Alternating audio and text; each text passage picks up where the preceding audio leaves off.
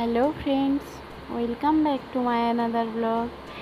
তো দেখো, এই যে ওকে একটু আঙুর দিলাম খেতে, আঙুরটা ধুয়ে, আর বললাম তুই এখানে বসে বসে খা। আর একটু গাটা মুছিয়ে দিয়েছি, কেন জানো তো?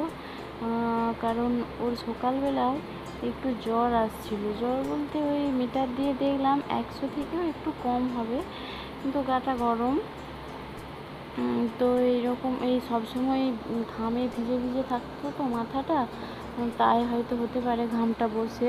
আর মাঝে মধ্যে ফ্রিজের জলও খেয়ে নিচ্ছে, আইসক্রিমও খেয়ে নিচ্ছে, তো এইরকম কোনো একটা ব্যাপার, সেই জন্যই হয়তো হতে পারে।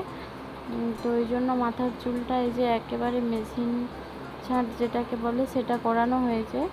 আর দেখলাম সকালবেলা উঠে গাটায় হালকা গরম, তো ওষুধ খাইয়ে দিলাম। আর সকাল থেকে কিছু খায়নি, শুধু ভাত খেলো।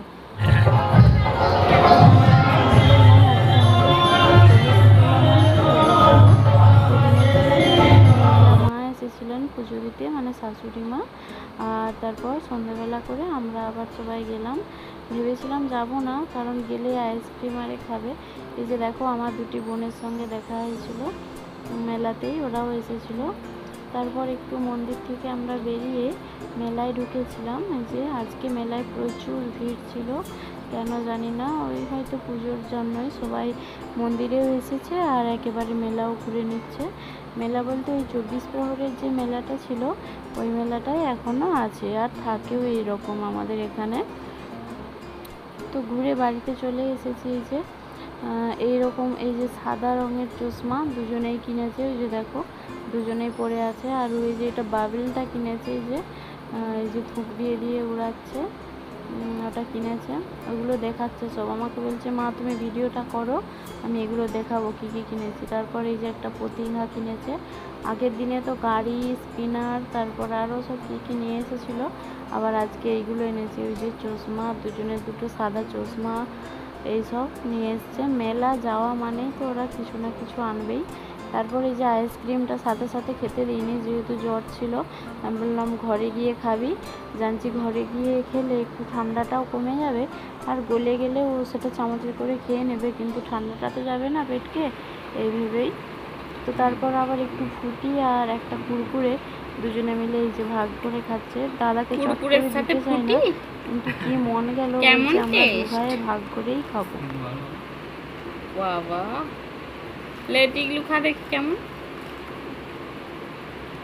ও বাবা, ও বাবা, বাবা বাবা,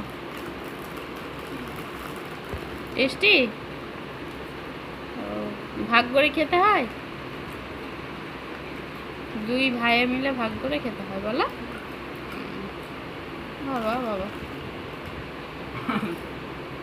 পাইপটা ঢুকে যাচ্ছিল মুখে। টিঙ্কু তুই একটু করে টানবি কেন? কাঁদলো কাঁদলো আমার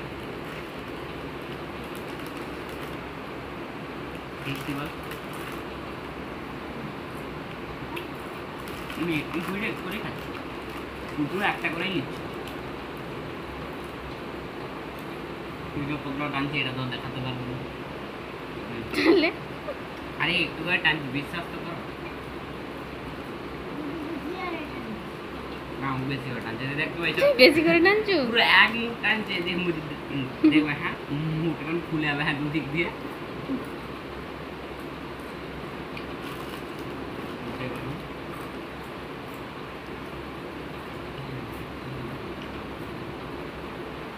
দেখতে পাইছো? খাও খাও খাও।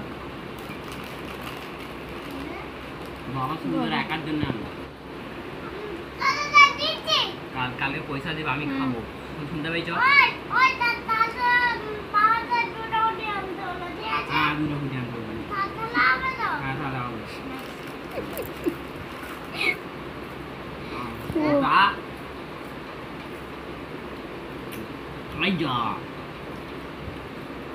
কিছু আনছি খাও। আরে না টানতে যাও, হঠাৎ করে হাতে টেনে না। আরে তুই এটা পাইপটা গোলা পাবি কি করে, ভয় শেষ হয়ে গেছে।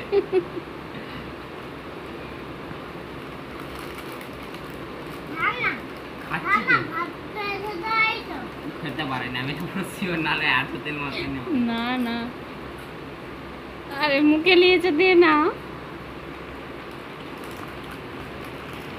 এখন বাজে ঠিক 9টা। তো আমি এখন রুটি করে নিচ্ছি, আর রুটি তো হয়নি। তারপর একটু ওআরএসের জল গুলে আর ফ্রিজেতে ঢুকিয়ে রাখলাম, কারণ তোমাদের দাদা ভাই ভোরবেলা 4টের সময় ভাড়াই যাবে, আন্দুলে যাবে। তো একটু যা রোদের তাপ, তাই ওআরএস করে ফ্রিজে ঢুকিয়ে রাখলাম যাতে ঠান্ডাটা থাকে একটু। আর গাড়ির ভিতরে তো প্রচুরই গরম। তারপর ওদের দু ভাইকে খাইয়ে দিচ্ছি, যে এখানে খাইয়ে দিচ্ছি মানে বড় ছেলে নিজেই খাচ্ছে, আর ছোট ছেলেকে আমি খাইয়ে দিচ্ছি। যে তেল দিয়ে পোস্ত ছিল, চপ, মাছ চটকানো, এগুলো দিয়েই খাচ্ছে ওরা। তো চলো ভিডিওটাও আজ এখানেই শেষ করে দিচ্ছি। সবাই খুব ভালো থাকবে, সুস্থ থাকবে, সাবধানে থাকবে। দেখা হচ্ছে আরেকটি নতুন ভিডিওতে।